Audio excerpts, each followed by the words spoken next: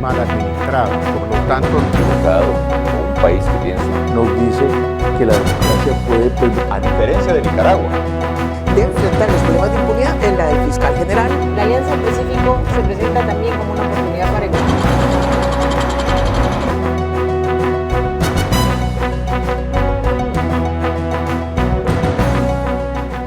Un gusto volver a estar con ustedes en el espacio Fernando Aguayo América. Cordiales saludos a quienes nos ven a través de la señal de Mega TV en la Florida, Estados Unidos, por Vito TV en el Ecuador y por OnePlus TV en el Ecuador y en el mundo. Hoy tenemos como invitado al economista Pablo Arosemena. Es el ministro de Finanzas del Ecuador. Está por terminar el periodo del presidente Guillermo Lasso y por lo tanto también se aleja del ministerio. Muchas gracias por estar con nosotros. Y la primera pregunta tiene que ver con una frase hecha. ¿Queda servida la mesa al nuevo gobierno? Mira, te diría que queda una economía encaminada con una estrategia muy bien definida que fue orden fiscal, enfoque social. Y el orden fiscal es un proceso, no es un producto terminado, es un proceso que debe ser continuado por la nueva administración. Nosotros, y particularmente creo que la economía tiene que ser manejada con sentido común, independientemente de la politiquería. Hubo egresos que no estaban programados y eso quizá conspira en el tema del déficit fiscal. ¿Cuáles son puntualmente esos grandes gastos? Sí, este año, más allá de lo presupuestado, tuviste varias cosas, pero las concreto en dos. Primero, como todo el mundo conoce, las tasas de interés a nivel mundial han subido, esto como una reacción de los bancos centrales de potencias mundiales para frenar la inflación en sus países, pero esas tasas de intereses afectan todos los tipos de pago a nivel internacional. Entonces, por ejemplo, parte de la deuda que tiene el Ecuador, que le debe a organismos multilaterales, deuda contratada por gobiernos anteriores, un componente de la deuda no es tasa fija, es tasa variable. Entonces, al haber subido la tasa internacional, han aumentado los pagos por concepto de intereses de deuda, insisto, contratada por gobiernos anteriores. Y esos han sido este año $700 millones adicionales, plata que no estaba en el presupuesto.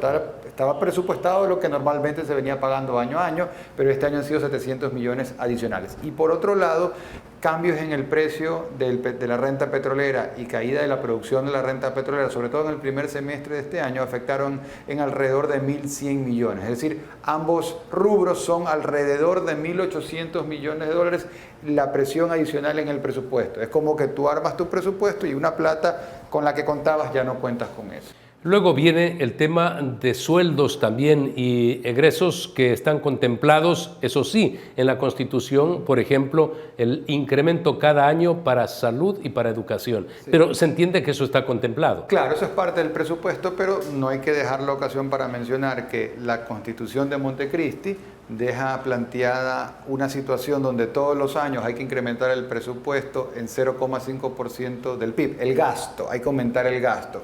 Teóricamente uno dice es algo muy bueno porque eso va para salud y para educación y hay una reflexión positiva desde el punto de vista social, pero desde el punto de vista económico es insostenible aumentar todos los años $1.200 millones o lo que corresponda en función del valor porcentual del PIB. Y eso también te descuadra las cuentas. Por eso la Constitución de Montecristi le hicieron a la medida de un plan económico del socialismo del siglo XXI que requiere reformas tributarias todos los años para poder hacer calzar los ingresos y los gastos. Y de hecho, en el socialismo del siglo XXI, en una década, hubieron más de 30 reformas a leyes y reglamentos tributarios. Ahora, de cara al futuro, hay que pensar cómo se puede tener una economía que sí, que fortalezca la inversión social, pero que al mismo tiempo tenga gastos que estén debidamente financiados. ¿Cómo ha impactado a la caja fiscal esta situación, los apagones, los cortes de energía y la compra de energía, en este caso termoeléctrica, a Colombia? Sí, esos son temas que se manejan a nivel de la instancia Ministerio de Hidrocarburos, Energía y Minas y luego las empresas públicas que son regidas o coordinadas por... Pero le toca pagar al Ministerio de Finanzas. O sea, las empresas públicas tienen sus propios presupuestos que están por fuera del presupuesto general del Estado, que es lo que maneja el Ministerio de Economía y Finanzas. El Ministerio de Economía y Finanzas maneja el gobierno central y fuera del presupuesto general del Estado tú tienes a las empresas públicas los gobiernos autónomos descentralizados, juntas parroquiales, municipios, prefecturas, y tienes a la seguridad social. Eso es aparte, no es un presupuesto que manejamos nosotros y no es que le reportan a finanzas. Habiendo dicho eso, está claro que todo en última instancia, si alguien quiebra una empresa pública, se van a virar y van a ver hacia el Estado, y quien maneja los recursos va a ser quien esté al frente de las finanzas públicas. Entonces, en lo concreto, yo diría que hay dos tipos de afectaciones cuando hablamos de racionamientos. Uno, el que recae sobre la actividad productiva, y tenemos el dato de cuando sucedió esto hace ya casi 15 años atrás, o más de una década, y esto le significó al país pérdidas por 1.500 millones de dólares, como un dato referencial. Evidentemente esto depende de cuánto tiempo es y qué tan severo es. Y el otro dato tiene que ver con lo que impacta en el fisco, producto de esa desaceleración, de ese apagón económico. Ahora, la ventaja, para ponerlo en perspectiva correcta, es que el presidente de la República en días pasados, él mismo tuvo que resolver un problema que había sido generado desde la circunstancia del manejo de las eléctricas, pero él resuelve viajando a Colombia y consiguiendo la posibilidad de que Ecuador pueda comprar energía, y luego se va a pagar, está todavía por definirse en las mesas técnicas, energía por energía con petróleo o algún tipo de mix. Pero en todo caso, yo creo que el tema de los apagones va quedando en algo corto hacia atrás y no algo largo hacia el futuro. El financiamiento para el país en el próximo gobierno va a ser sumamente complicado. Una, porque el riesgo país sigue alto y ya han habido pues una serie de programas, en el caso del programa con el Fondo Monetario Internacional, que igualmente tendría que entrar a otro, ¿no? Firmar un acuerdo, pero ustedes dejan igualmente algún crédito con la CAF, Banco Interamericano de Desarrollo. Ustedes han hecho el crédito, pero van a desembolsar en el nuevo gobierno. Así es. Este gobierno está dejando contratado alrededor de 898 millones de dólares, números gruesos, 900 millones había escuchado. 900 millones de dólares con la CAF, con el Banco Mundial, con el BID, con la Agencia Francesa de Desarrollo y también con el FIDA. Son recursos que son contratados por este gobierno. Ahí tenemos, digamos, el detalle exacto, que suman los casi 900 millones de dólares, pero que comienzan a ser desembolsados desde enero del próximo año. Eso es una ventaja y es la forma responsable de manejar las finanzas públicas. No es gastarte la plata hasta el último centavo, sino más bien dejar contratado y que comience a ser desembolsado con el siguiente gobierno. Evidentemente, esta plata viene financiada, atada a proyectos concretos. No es plata de libre disponibilidad para que se haga cualquier cosa, sino para temas de salud, para temas de educación, de vialidad y de mitigar el fenómeno del niño. Entonces, eso por un lado en los recursos que hemos conseguido. Ahora, ¿cómo financiar la totalidad del gasto público? Tiene que ser parte de una estrategia definida por la nueva administración, y ahí el primer camino es, ¿van a querer trabajar con el Fondo Monetario, los multilaterales, o quieren irse por un camino donde sí sea con multilaterales, pero que no implique al Fondo Monetario? Entonces, Fondo Monetario significa un acuerdo, y en el acuerdo se dice ajustes, y muchas veces desde el punto de vista político no quieren comprometerse los gobiernos. Sí, y para verlo con claridad, ¿no? Un programa con el Fondo Monetario es un programa económico que tú planteas, como cuando vas al banco y dices quiero que me preste plata para un proyecto de inversión, el banco te la va a prestar en la medida que el proyecto de inversión haga sentido económico. Pero si tú dices présteme plata para mantener una despilfarra, para hacer relajo, nadie te presta plata para eso. Ahora, en cuanto que el plan, un eventual plan que un nuevo gobierno pudiera trabajar con el fondo no te va a imponer que si tienes que subir los ingresos o bajar los gastos. Digamos, lo que sí va a estar definido es que las cuentas tienen que cuadrar. Ahora, ¿cómo tú haces cuadrar las cuentas? Eso ya es la propuesta soberana de cada gobierno. Si es por el lado del ingreso de impuestos, si es por el lado del gasto de subsidios, o si es un mix también.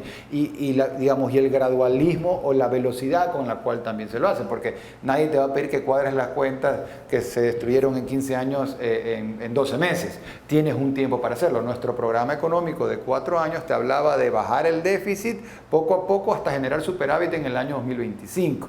Y recordarás que el año pasado, inclusive este año, mucha gente decía, oiga, aflojen la mano, gasten más, o sea, tengan más déficit. Y luego cuando tienes un poco más de déficit, dices, oye, ¿por qué tiene déficit? En todo caso, nosotros agarramos el déficit fiscal en 7,7, es decir, faltaban casi 8 puntos del PIB y lo estamos cerrando en alrededor de 3 puntos del PIB, la mitad.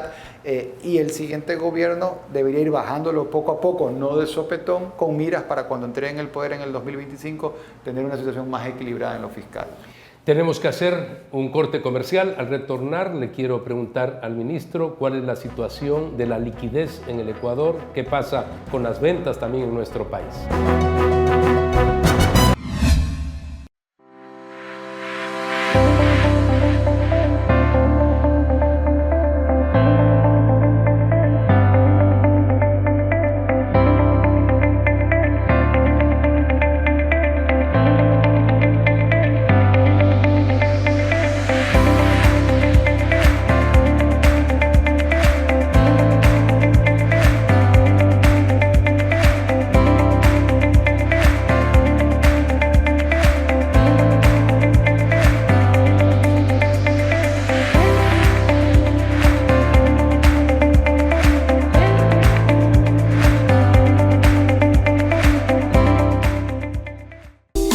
Verde Fruit, el camino para acercar los productos de América Latina a los Estados Unidos. En la Clínica de Ojos Dr. José Sacoto Navia contamos con un equipo de profesionales altamente capacitados a la vanguardia tecnológica, brindando una atención personalizada y con calidez. Recuerda que los ojos son la ventana de la vida. Cuídalos.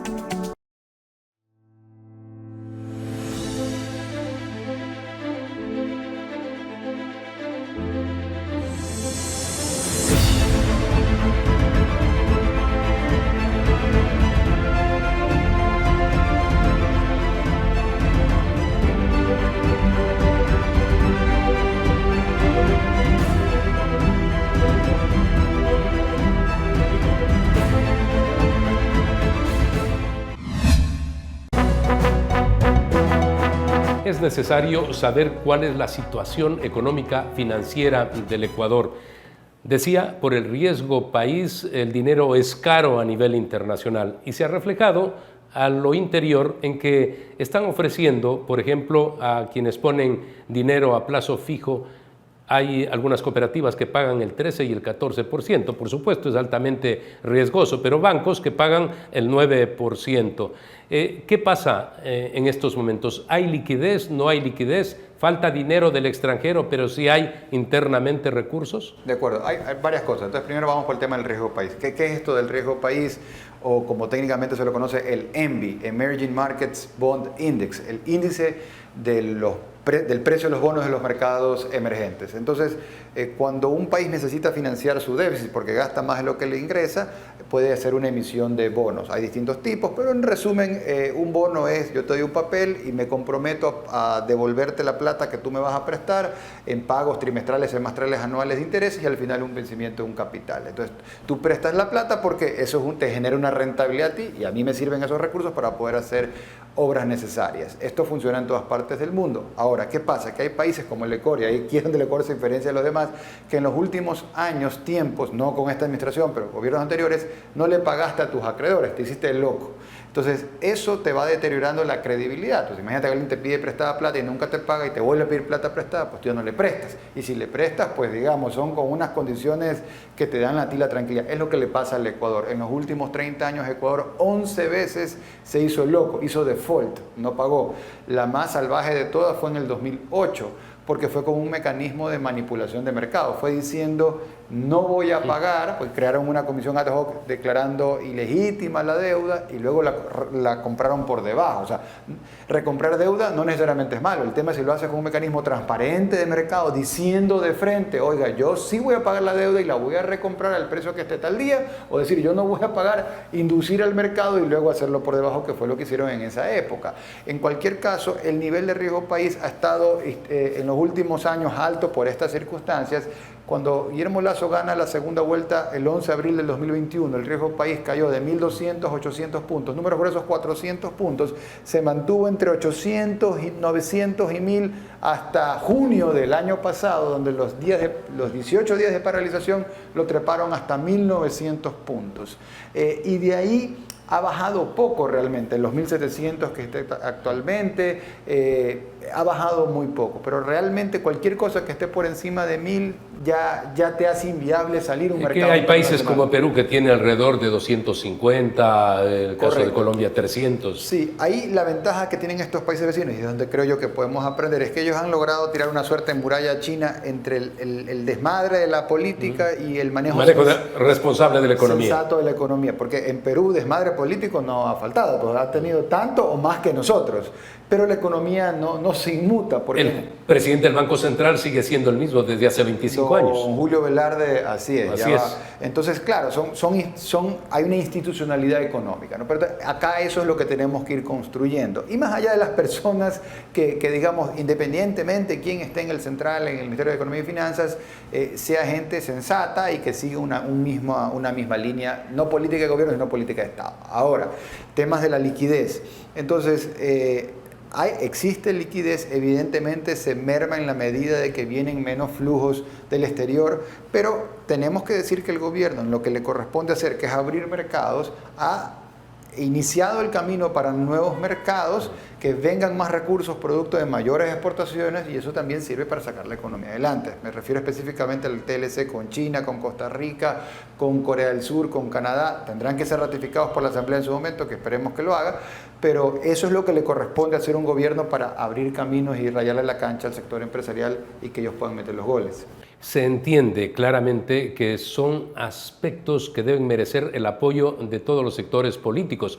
Ya quedó la negociación hecha, siempre es ganar este tipo de acuerdos. Viene la ratificación de los congresos, en este caso de la Asamblea, especialmente el que tenemos con China. Sí, en el caso de China. ¿Ustedes creen que va a aprobar la nueva Asamblea? Te digo por qué sí. Ecuador exporta números gruesos, más de 7.000 millones de dólares de camarón, ¿no? El sector solamente el camaronero, por el gran trabajo que han hecho, lo competitivo que es el sector, los grandes empresarios que están ahí. Bien. A pesar de que les quitaron el subsidio que tenían antes del diésel. Bueno, eso te demuestra que no necesitas un subsidio para poder ser un sector competitivo y productivo, pero un gran sector productivo del Ecuador te genera ventas por 7.000 millones de dólares, de esas alrededor de 3.000 millones de exportaciones se van para la China, y esas pagan un arancel.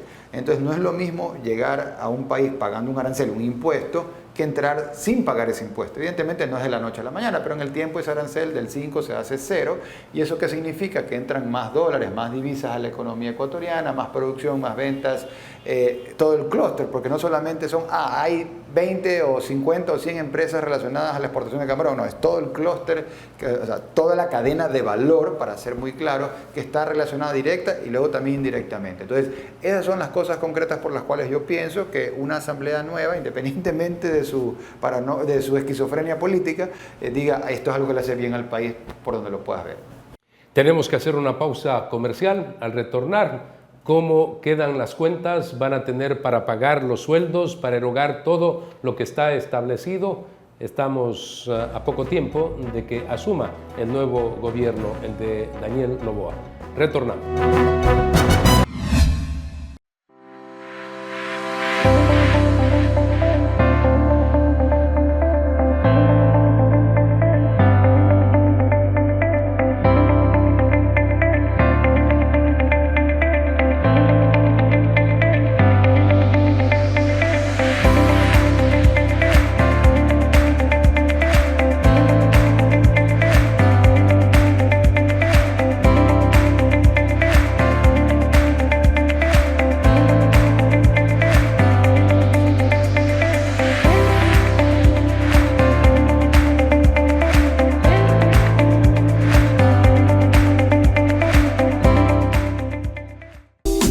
Verde Fruit, el camino para acercar los productos de América Latina a los Estados Unidos. En la Clínica de Ojos Dr. José Sacotonavia contamos con un equipo de profesionales altamente capacitados a la vanguardia tecnológica, brindando una atención personalizada y con calidez.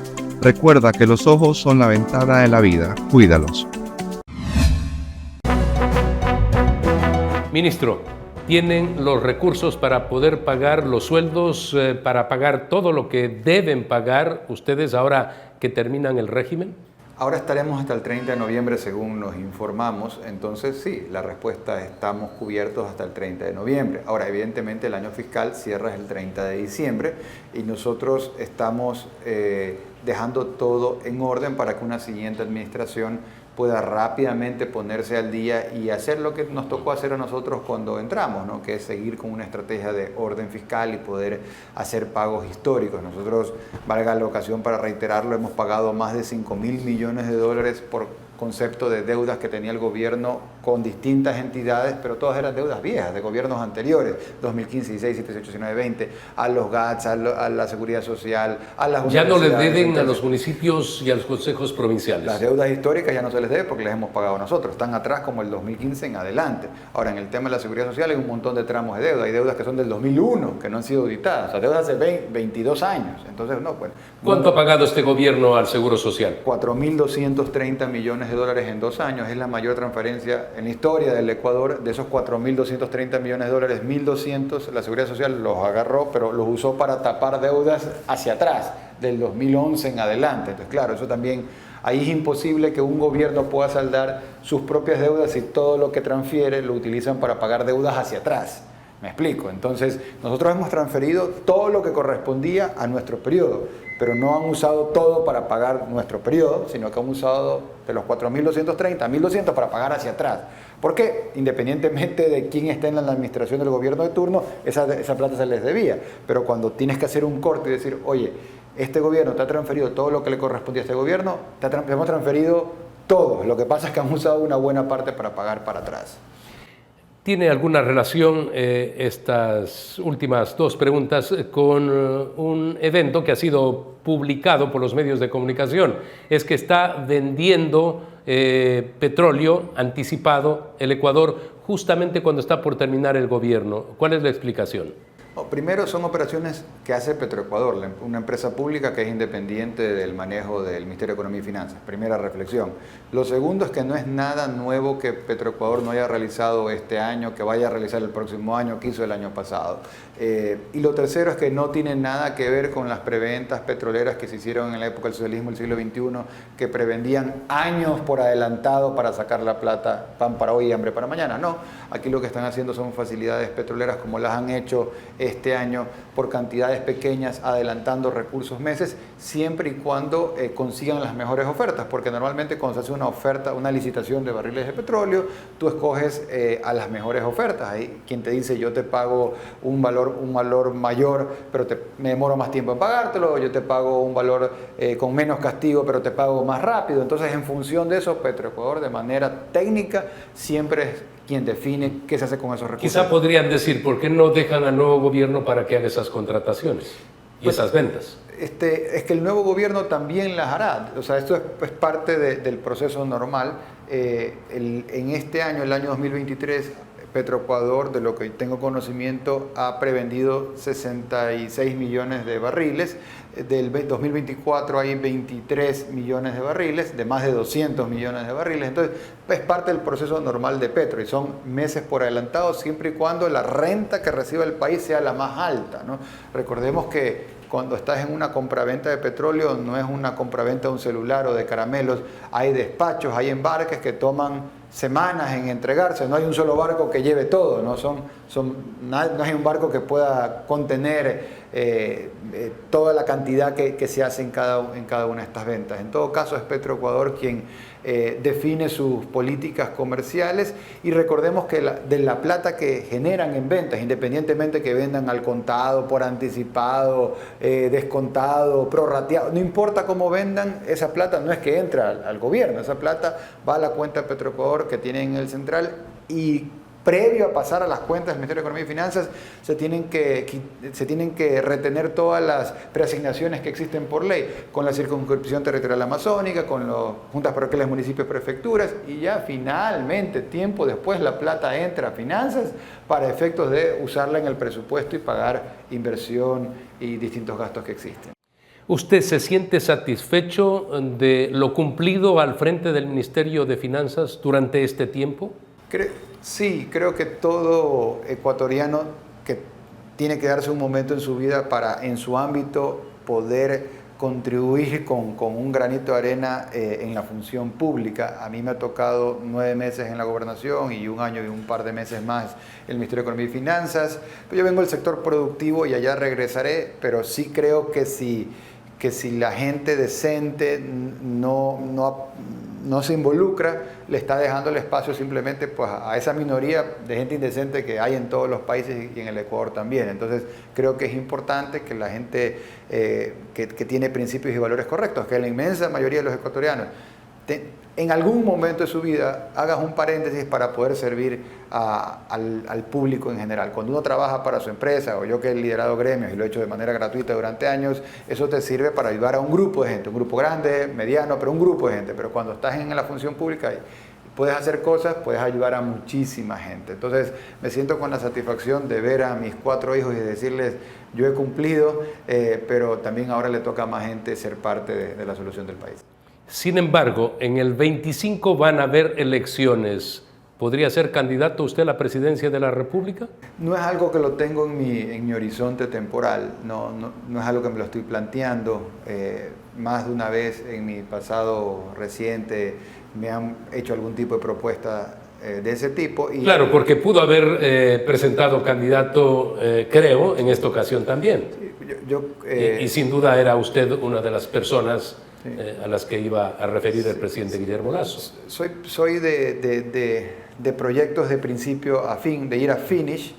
Cuando estuve en la Cámara de Comercio lo hice a finish, me eligieron y me reeligieron y estuve 6 años, ad honorem, pero por el honor de servir al comercio, y ahora en la función pública el presidente me dio este encargo no menor de manejar la economía y las finanzas públicas, de trabajar junto a él con ese objetivo y lo haré a finish. Y no he estado pensando, más allá de que en algún momento existan posibilidades, no he estado pensando en nada más que no sea lo inmediato lo que tengo que hacer. Cuando ya esté en la nueva etapa, que es retomar las actividades productivas familiares, pues estaré enfocado en eso, pero el futuro está abierto. Como ciudadano, como ministro y como una persona que ha estado al frente de gremios de la producción, el Ecuador no tendrá salida si no logra un gran acuerdo. En este caso, yo he dicho por la paz y por el desarrollo. Antes hablábamos del desarrollo, pero dolorosamente se nos vino como cascada esta actividad delincuencial y nos han puesto en semejante circunstancia. ¿Usted cree que puede haber en el Ecuador esa posibilidad de entendernos y sacar adelante al país? Ha ocurrido en varias naciones, en América Latina y por supuesto en Europa, y siempre menciono el caso del Pacto de la Moncloa en España, pero ¿será factible algo similar en el Ecuador? Pienso que sí, y como dice Elon Musk, prefiero ser optimista y equivocarme a ser pesimista y tener la razón. Y estoy optimista en esto por 2 razones. Una, por la que mencionas, porque esto pasa con frecuencia, ha sucedido en la historia de otros países, Chile, con sus consideraciones, en España. Y digamos, nunca es un proceso indoloro, pero la reconciliación nacional ha sucedido y es parte de la historia de los países que salen adelante. 1 y 2, creo que las nuevas generaciones generan una oportunidad para hacer una nueva política sin rencores, sin permitir que problemas entre personas se conviertan en los problemas del país. Y creo que esa es una oportunidad, ¿no? Por el bien de todos. Yo aquí vivo en el Ecuador, pienso seguir viviendo aquí independientemente de lo que haga. Tengo 4 hijos, como te decía, y yo creo que por el bien de todos, la gente que nos ve, la gente que está afuera y que ve el programa, nos interesa que la gente se ponga de acuerdo en cosas básicas. Digamos, mi anhelo no es que todos seamos liberales, pero creo que todos podamos coincidir en ciertos mínimos. El tema de la seguridad, por ejemplo, o sea, esto es como en una guerra. O sea, yo creo que todavía la clase política no termina de caer en la cuenta de que el tema de la inseguridad es como la guerra con el Perú en el 95. O sea, ahí nadie se va a poner a criticar a los militares o los policías, oye, porque no, pues somos uno solo. Lo mismo tiene que empezar a suceder ahora, que la clase política tome conciencia que no ganas nada criticando a la fuerza pública, al gobierno de turno. Más bien lo que hay que hacer es remangarte las mangas y cómo poder ser parte de la solución. Yo creo que esa es la madurez política que el país requiere, y si nos unimos vamos a poder vencer este flagelo de la inseguridad que está pues impulsado sobre todo por el tema del narcotráfico. Ministro, muchas gracias. Gracias. Creo que es la Fernando. despedida. Sí, la despedida una cosa y bienvenida de otras. Amigos, no tengo nada que agregar. Ha estado con nosotros Pablo Arosemena, ministro de Finanzas. Ha dado cuenta de todo lo importante en esta media hora. Ha hecho un resumen de lo que fue la actividad al frente del ministerio y cómo queda el país. Recuerden ustedes que tienen una cita la próxima semana en Fernando Aguayo América a través de Mega TV en la Florida, Estados Unidos, por Vito TVO en el Ecuador y por OnePlus TV en el Ecuador y en el mundo.